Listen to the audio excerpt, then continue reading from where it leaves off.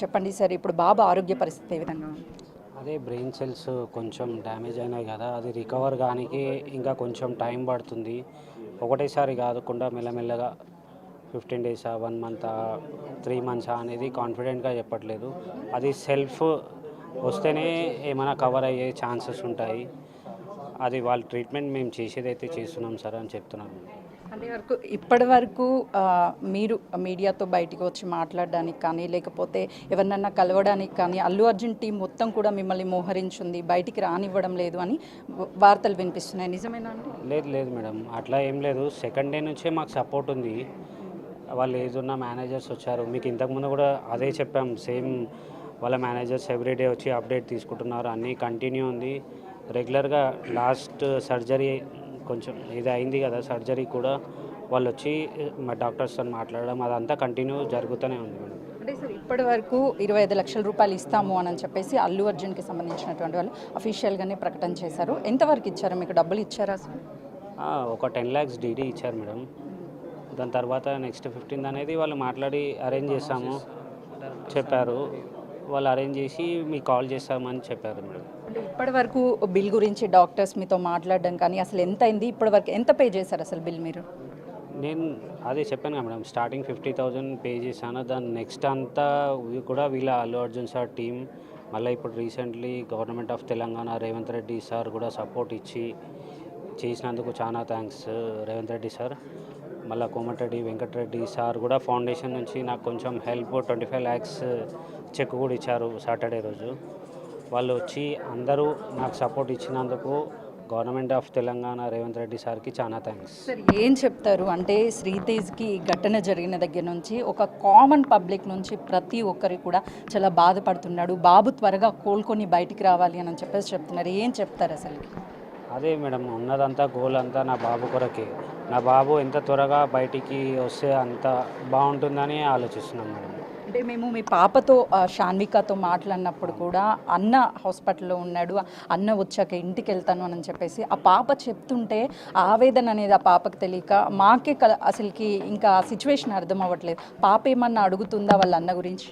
అడుగుతుంది, అన్నయ్య ఎప్పుడు వస్తాడు డాడీ, అన్నయ్య ఎప్పుడు వస్తాడు డాడీ.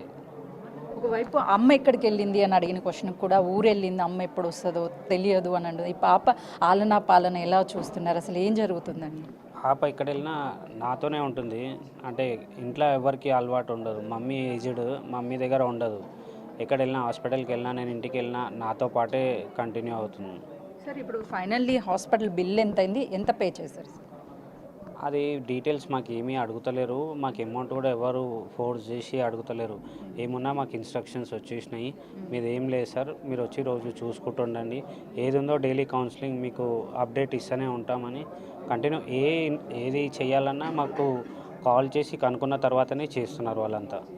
అంటే బాబు ఏమన్నా స్పర్శ ఉండడం కానీ, లేకపోతే ఏమన్నా ఫుడ్ ఏమి ఇస్తున్నారు, అసలు ఎలా ఉన్నాడు? ఫుడ్ అనేది నోస్తోనే మిల్క్ లిక్విడ్సే ఇస్తున్నారు.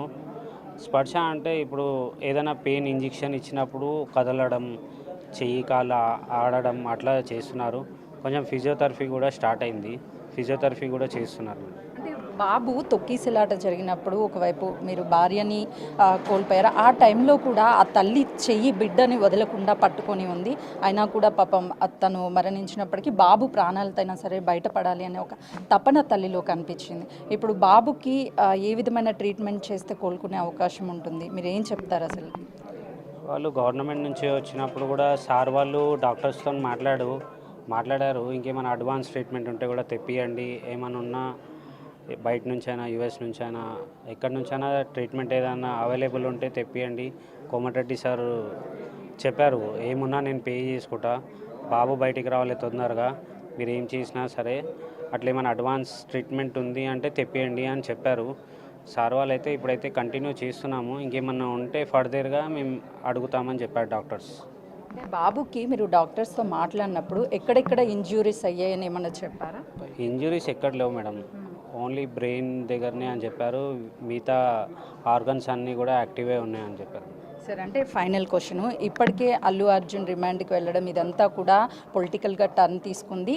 సో తర్వాత మళ్ళీ మీరు మొదట ఇక్కడ అల్లు అర్జున్ రావడం మళ్ళీ ఘటన జరిగిందన్నప్పటికీ కూడా కావాలంటే కేసు వెనక్కి తీసుకుంటానని చెప్పేసి అన్నారు. ఎందుకు అంటే ఏమైనా మీకు ఫోర్స్ వచ్చిందా, లేకపోతే ఎవరైనా ప్రెజర్ పెట్టారా మీ మీద? అదే మేడం, ఫోర్స్ ఏం లేదు, నేను చెప్తున్నా కదా మీకు, ఫస్ట్ నుంచి సెకండ్ డే నుంచి కూడా నాకు సపోర్ట్ అనేది వాళ్ళ నుంచి వచ్చింది. మా వల్ల అతను జైలుకి వెళ్తుండు అంటే దాని కొరకు కాంప్రమైజ్ అయ్యి మేము కేసు రిటర్న్ తీసుకుంటా అన్నాను మేడం. ఫైనల్లీ ఏం చెప్తారండి? మీకు న్యాయం జరగాలి అంటే కోల్పోయినటువంటి భార్యను అయితే తిరిగి ఎవ్వరూ తీసుకురాలేరు. ఇప్పుడు బాబు పరిస్థితి ఇలా ఉంది, మీకు న్యాయం జరగాలి అంటే ఏం కోరుకుంటున్నారు? నా డిమాండ్ ఒకటే మేడం, నా కొడుకు మంచిగా అయ్యే వరకు వీళ్ళ సపోర్ట్ అనేది నాకు కంటిన్యూ కావాలని కోరుకుంటున్నాను మేడం, అంతే. అదే చూస్తున్నాం కదా, ఏదైతే శ్రీతేజ్కి సంబంధించినటువంటి తండ్రి భాస్కర్ కూడా ఆ బాబు ఆరోగ్య పరిస్థితి అనేది మెరుగైన వైద్యం అందించాలి అని చెప్పేసి ప్రభుత్వ సపోర్ట్ కూడా ఉంది. ఎప్పటికప్పుడు కోమటిరెడ్డి వెంకటరెడ్డి కావచ్చు, మంత్రిగా ఉన్నటువంటి ప్రభుత్వం ఆరా తీస్తుంది. ఎక్విప్మెంట్స్ కూడా విదేశాల నుంచి తెప్పించినా సరే మెరుగైన ట్రీట్మెంట్ అందించాలి. నాది ఒక్కటే డిమాండ్, రిక్వెస్ట్ చేస్తున్నాను అందరినీ, నా బాబుకి మెరుగైన వైద్యం అందించి త్వరగా కోలుకొని బయటికి రావాలని కోరుకుంటున్నానని చెప్పేసి ఆ తండ్రి ఒకవైపు భార్యను కోల్పోయినప్పటికీ శ్రీతేజ్కి సంబంధించి తండ్రి భాస్కర్ తన బిడ్డ అయినా సరే క్షేమంగా బయటికి రావాలి అని చెప్పేసి కోరుకుంటున్నటువంటి సిచ్యువేషన్ ఉంది. కెమెరామెన్ గౌరవ్తో కిమ్స్ హాస్పిటల్ సుజాత.